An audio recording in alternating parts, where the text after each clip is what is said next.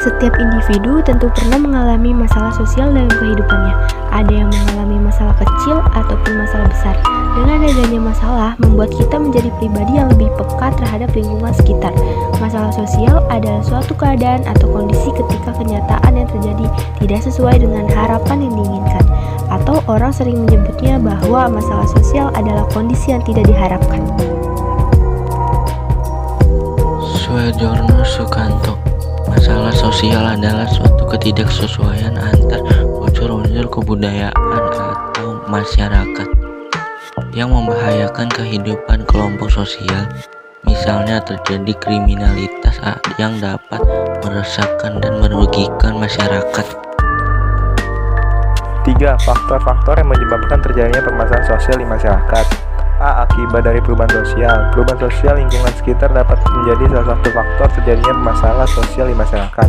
Terjadinya masalah sosial yang ada di masyarakat merupakan salah satu dampak dari adanya perubahan demografi atau pertumbuhan atau pengurangan atau perubahan dalam susunan penduduk, perubahan ekologi, perubahan dalam relasi antara penduduk dengan lingkungannya, perubahan kultural, perubahan dalam relasi untuk memproduksi hasil ciptaan manusia, termasuk perubahan teknologi dan perubahan struktur, perubahan organisasi dan relasi-relasi sosial. Akibat dari perubahan sosial.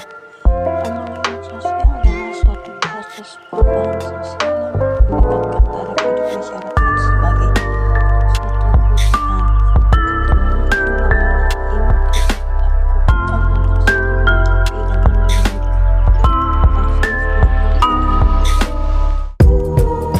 Pandangan individualisme ini bermula dari adanya konsep bahwa manusia yang pada hakikatnya merupakan makhluk individu yang memiliki hak kebebasan yang penuh.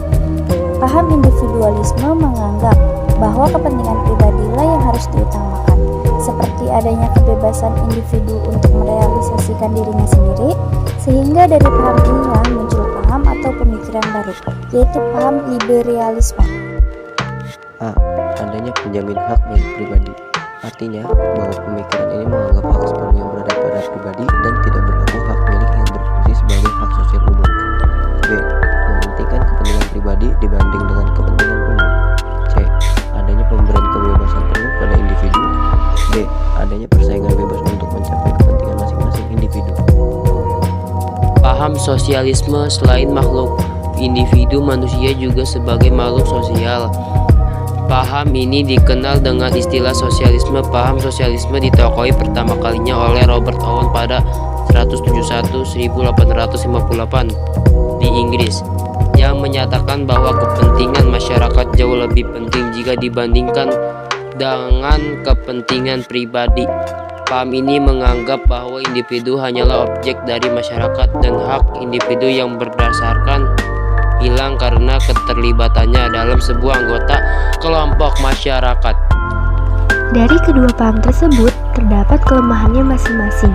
Individualisme liberal dapat menimbulkan ketidakadilan berbagai bentuk tindakan tidak manusiawi. Imperialisme dan kolonialisme, liberalisme mungkin membawa manfaat bagi kehidupan politik, tetapi tidak dalam lapangan ekonomi dan sosial. 3. Paham partikularisme dan paham universalisme.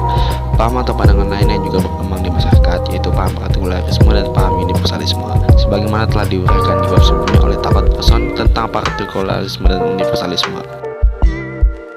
UU No. 39 tahun 1999.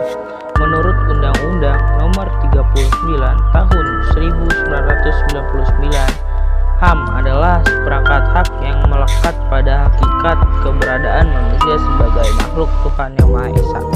B. John Locke. Menurut John Locke, hak asasi adalah hak yang diberikan langsung oleh Tuhan sebagai sesuatu yang bersifat kodrati. Artinya, hak yang dimiliki manusia menurut kodratnya tidak dapat dipisahkan dari hakikatnya sehingga sifatnya suci.